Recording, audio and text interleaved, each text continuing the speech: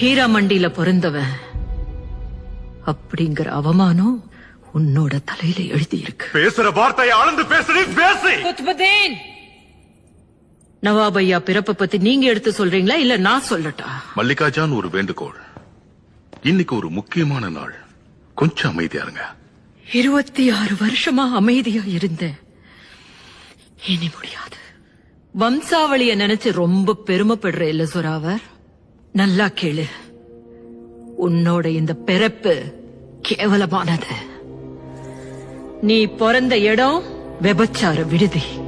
உன் உடம்புல ஓடுற ரத்தம் பேசியோட ரத்தம். மொத்தத்துல நீ இந்த மல்லிகா ஜானுக்கு பிறந்த அப்பம் பேரு தெரியாதவன்டா. மல்லிகா ஜான்! ஆம்பளைங்கிறவன் யாரு? ஒரு பொண்ண பார்வையில கூட மரியாதைய பாக்குறவன். நீ அடிக்க கைய ஓங்குற.